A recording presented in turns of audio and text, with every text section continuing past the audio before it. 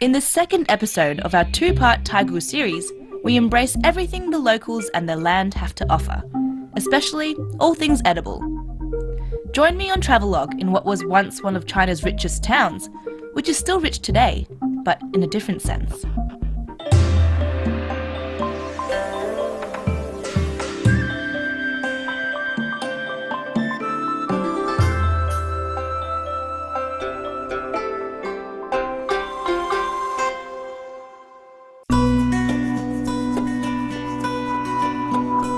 Welcome back to Taigu in Shanxi province, northern China, 500 kilometers southwest of Beijing.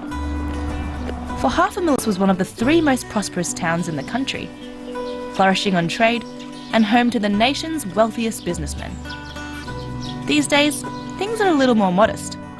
The people lead simple lives, and the local economy no longer revolves around commerce, but agriculture.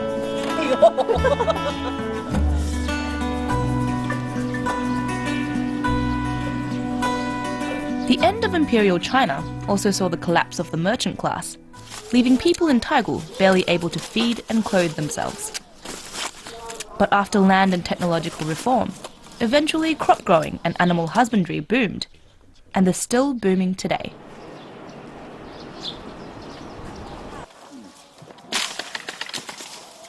One of the specialties of Taigu, no, not a form of kung fu involving fighting trees with sticks, but red dates. They're everywhere in the county, but we'll get to those addictive fruits later. First, we head to a site of worship on the edge of town, a cultural relic of Shanxi known as Jinxing Temple. According to inscriptions, it was founded in the year 714 AD, but was expanded and renovated during the Ming and Qing dynasties. Still, that makes it a considerable age older than you or me. And yet the colours of the carved roof decorations and tiles remain superbly vibrant.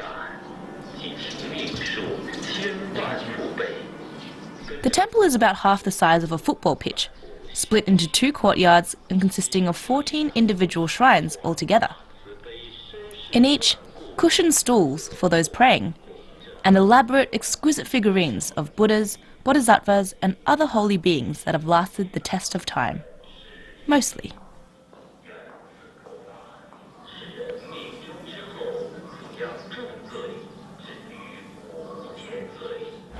I find it pretty hard to believe that these statues are several hundred years old.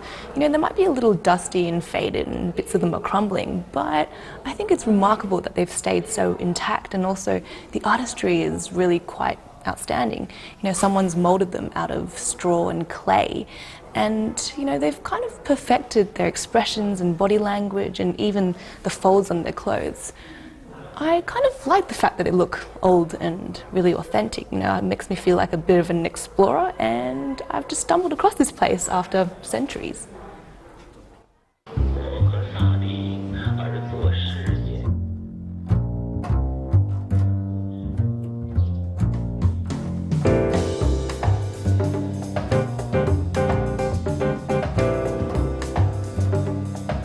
I'm a non-believer, but I've always loved exploring spiritual sanctuaries, mosques, cathedrals, old temples like this.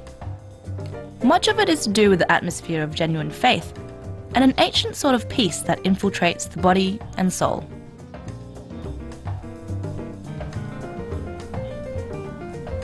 Chinese temples, usually an amalgamation of Buddhist and Taoist influences plus folk religion, attempt to express the integration of heaven and humanity. At Jinxing Temple, it's emphatically conveyed through the enduring beauty of the craftsmanship. I feel like I'm floating somewhere just above the mortal world, perhaps somewhere in this cloth painting. You could say that there's a gathering of the gods here in this temple. You know, back in the day, if you had something specific that you wanted to pray for, you could probably come here and find the god that you're looking for and ask them for the specific blessings. Now this one here is a little bit interesting. It's the local god of the land, and he looks after the soil. Now it's interesting because usually you would find him in a little shrine, maybe an individual one outside of a big temple like this, but he's got a place in that because, you know, agriculture in Taigu plays a really, really important role. Now, There's also a agricultural university, the one that belongs to Shanxi province actually, and it's located here in Taigu. I wonder if the students come here to pray before a big exam, because that's probably what I would have done. Could have done with some extra help.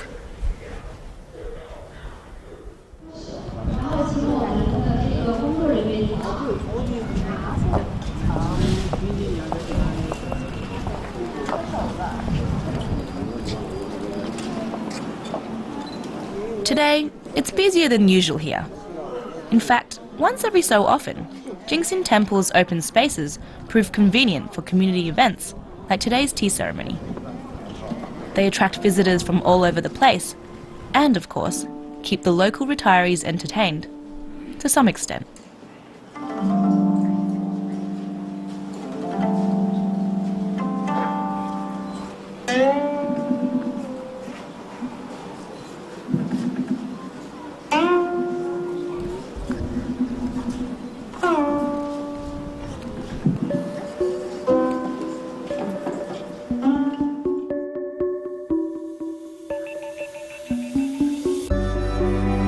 Holding a tea ceremony in a temple certainly sets the right sort of mood, especially with the elegant twangs of zither music reverberating through the place.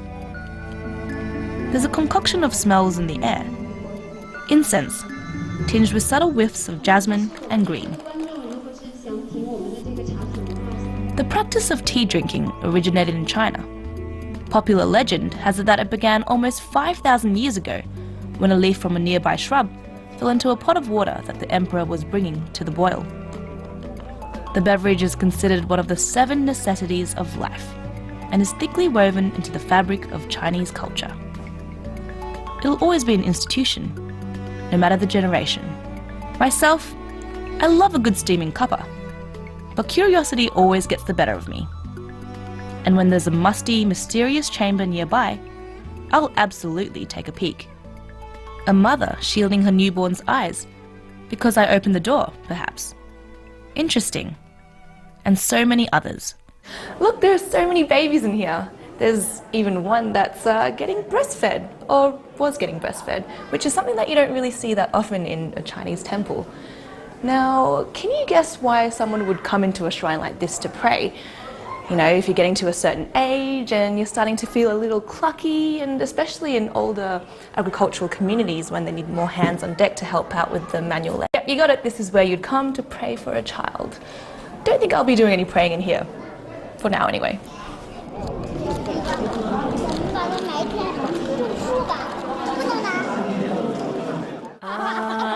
Coming up next, dates, and more dates.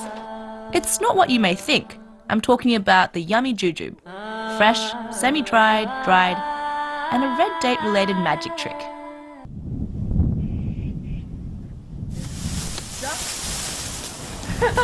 Did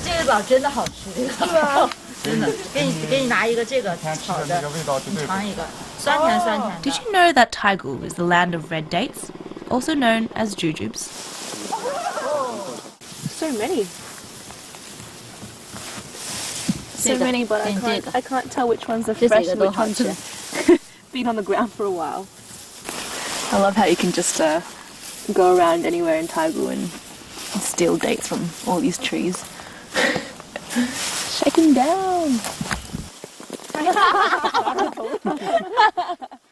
Taigu is one of China's red date producing hotbeds. The county's annual yield has been reported to be 50,000 tonnes a year. If statistics are accurate, and my maths is correct, that's roughly 35 grams of fresh Taigu red dates for each person on the Chinese mainland.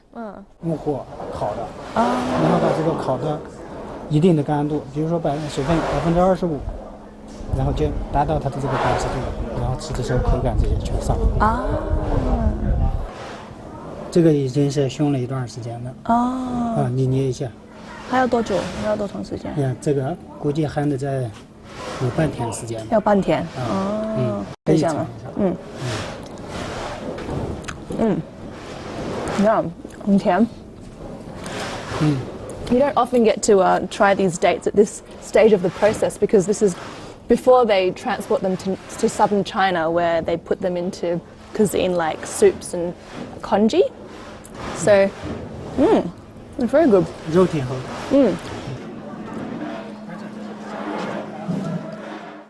So this is what smoked jujube looks like. It's not what I want my skin to look like in the future, but it's quite pretty, isn't it? It's like crystalline, almost like precious rock, and smells faintly like smoke, like me, because I smell a lot like smoke. Ew. But I think the best part about it is when you eat it, it tastes very barbecuey, and also it's still warm, like it's just come out of the oven. Delicious.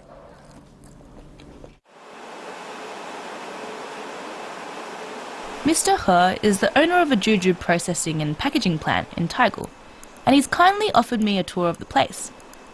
The red date, scientific name Ziziphus jujube, doesn't it have a cute ring to it? It was domesticated in Asia eons ago, by 9000 BCE. What we're seeing here is the final few steps.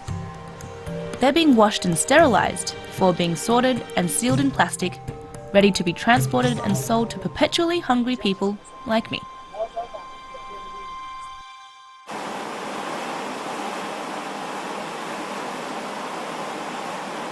Jujubes are generally consumed fresh, or as a candied dried snack. They're added as an ingredient to a variety of dishes, and sometimes made into juice and vinegar.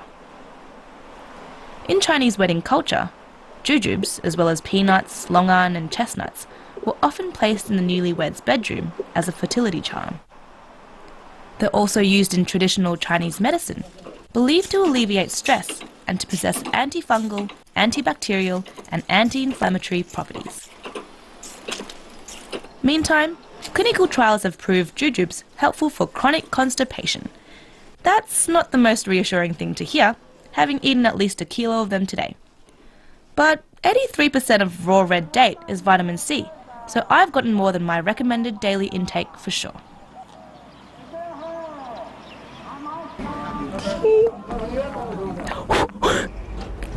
I've got this awesome magic trick to show you guys. So here I've got a date because Taigu is famous for its dates, and in my left hand I've got a walnut because Shanxi is famous for its walnuts. Now hang on a sec, watch this. Abracadabra! Hold on, I think I need some local touch.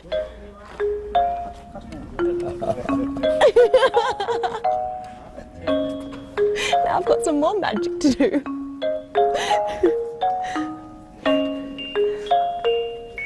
我正在变魔术。想不进我，我要弄啥？This isn't gonna work.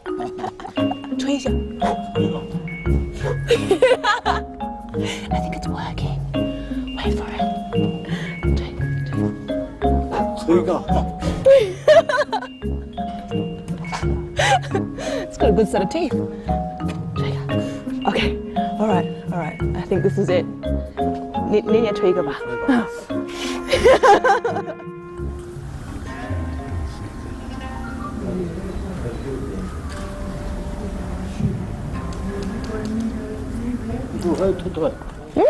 我吐腿。I wonder what the oldies are thinking. They have no idea what I have up my sleeve, but they're so obliging and lovable. No questions asked. You ready for the reveal? Ta-da! Wow! Check it out! It's like a mini date and walnut hot dog. It's not the best analogy, but I love hot dogs, and hot dogs are delicious, and this is delicious. This is a relatively new snack in China. A lot of people like it, and I can tell why. I think it's all about the contrasts. There's the sticky sponginess of the date, and also the kind of tart crunch of the walnut. It's delicious. Now I've got it all over my teeth. Yeah, couldn't have done it without those blokes.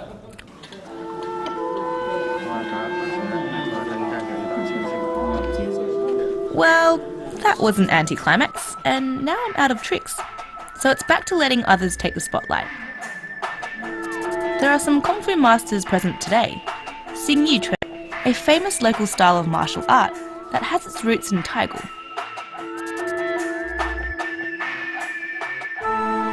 An international Xingyuquan developmental centre has been established in the county, and a number of international competitions held here. Xingyuquan, literally translated as form, intention, fist, features linear footwork and aggressive attacks designed to shock, the goal being to reach an opponent quickly and channel explosive power to defeat him in a single burst. Methods vary from school to school, but always include bare-handed fighting training and the use of weapons. Much of the training and demonstrations are done in slow motion, like so, but when necessary, can be very effective.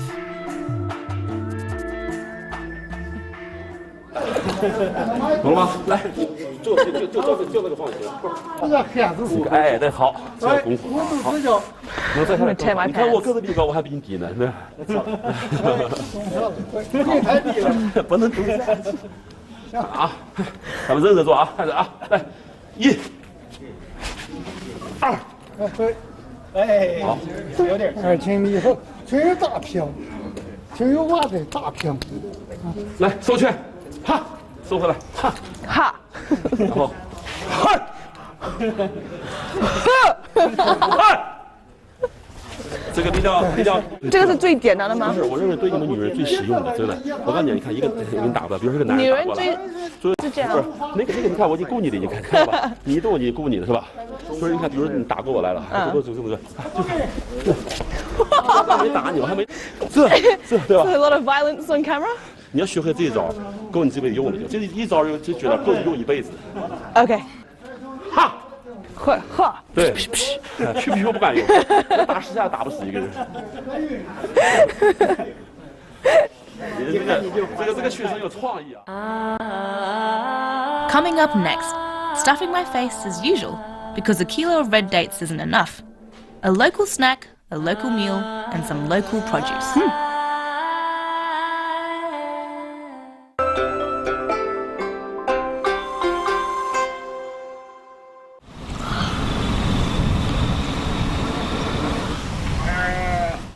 It's a simple life here in Taigu, not defined by landmarks or landscapes, but by the locals and the land itself.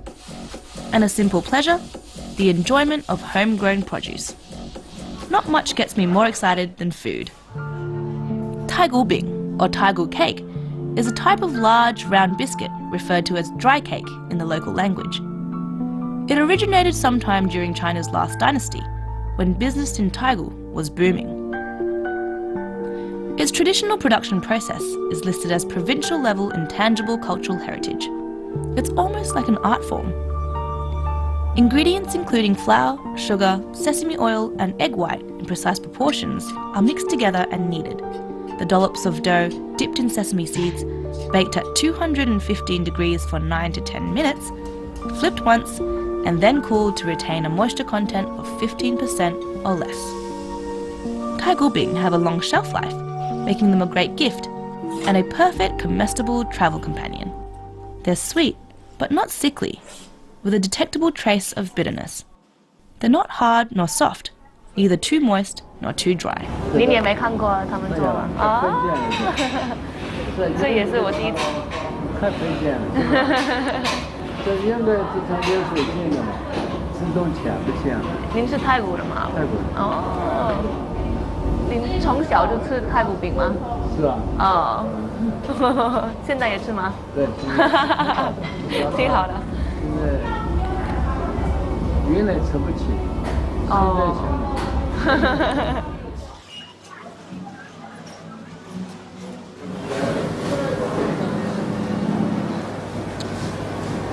Can't resist free samples. If you haven't guessed already, Taigu Bing is so-called Taigu Bing because it originated in Taigu. And, you know, the best kind of souvenirs are the edible ones.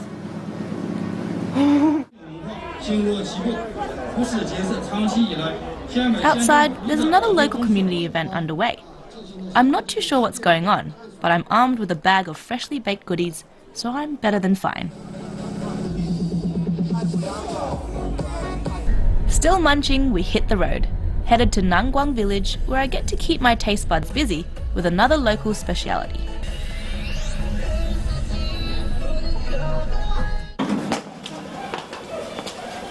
This farming family I'm visiting runs a small business selling Banh Chung, a type of cold buckwheat noodle dish.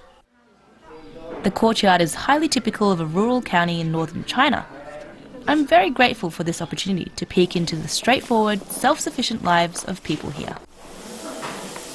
First things first, getting the buckwheat flour, salt and water mixture to the perfect consistency. I'm very curious to see how this turns into noodles. Mr. Du works silently but tirelessly, and I can tell he's been doing this for a lifetime. He's the one that sees the entire process through, from the making to the marketing. And he sells the noodles wholesale to suppliers, or peddles them ready to eat on the street in his little vendor vehicle. I really want to get my hand stuck into it. It's like Play-Doh. Actually, no, it looks more like cement right now.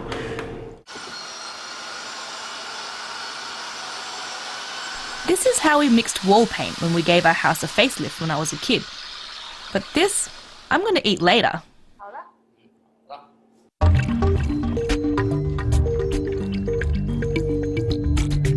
Then the teamwork begins, shared between Mr. Du and his wife. I stand back to watch them work their magic.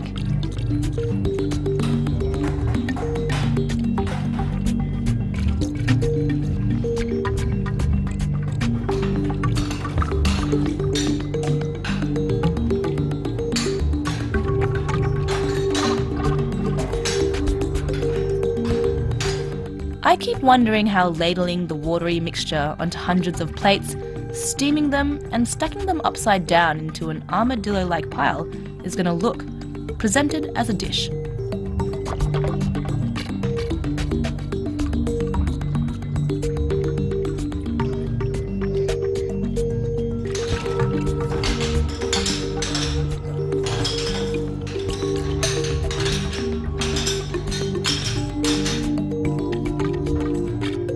Aha! So the thin gelatinous layer is scraped off the plates, piled into a bowl and sliced.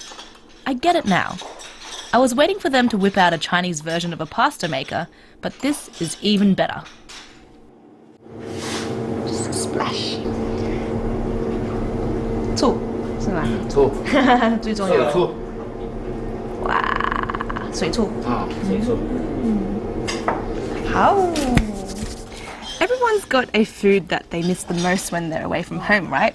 For me, it's Wheat Bix and Milk. It's an Aussie breakfast cereal and it looks like slush, but I grew up on it, so it's the first thing I'm going to eat when I get back to Beijing. I've got a secret stash there. Anyway, for the Taigu locals, this is it. This is guangchang, and the process of making it is pretty similar across this region, but the taste apparently varies from county to county, and the way they serve it is different as well.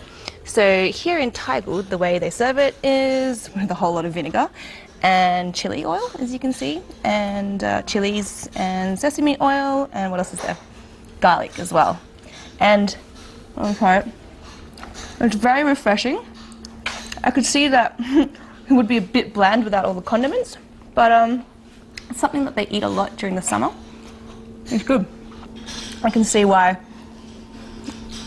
they would dream about this if they were homesick.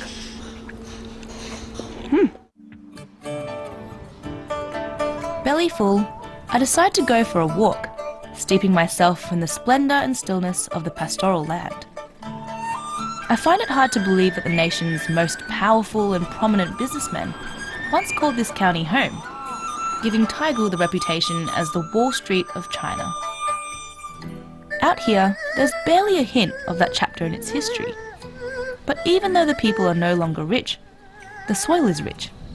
And because of that, Taigu continues to thrive.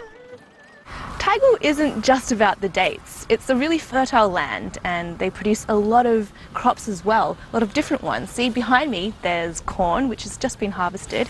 It's autumn, so it's a pretty busy time of year for the agrarian society. And I'm standing in a whole sea of sweet potato. So if I had a hoe, I'd show you. But you can also eat these leaves too. You can put them in some cold dishes in China.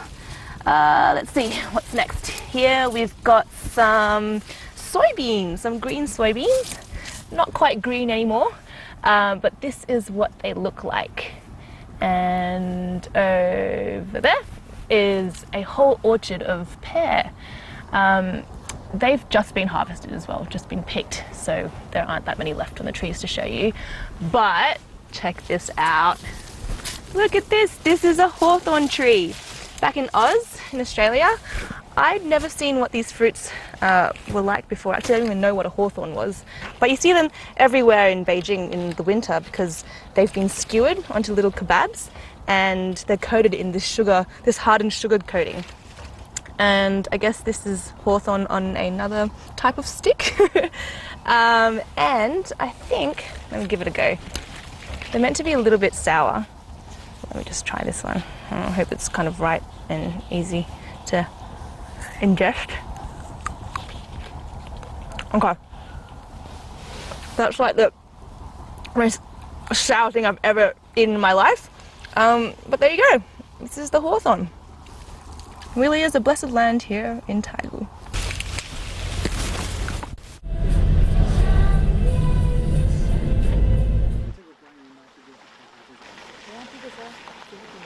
Our last destination? The hills surrounding the town. It's a very green and serene scene, a rather agreeable way to end our two-part quest in Shanxi province's Taigu.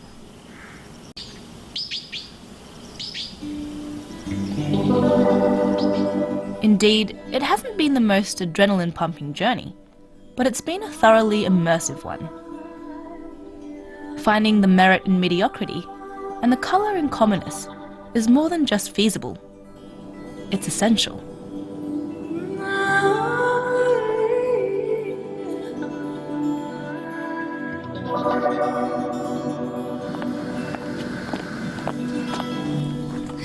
I slowly make my way up to the top of Phoenix Mountain.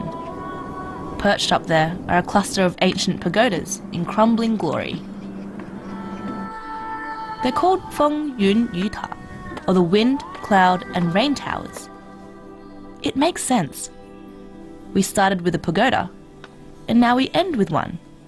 Well, 3. So we've come full circle, except I'm richer now.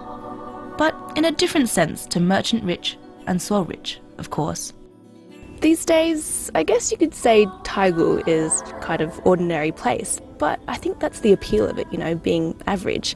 You can really get an authentic adventure here, and that's what you want when you travel. You really immerse yourselves in the everyday realities of the locals. And I suppose that's it from here. This is County China. This is Taigu. This is Zui. Catch you next time on Travelog.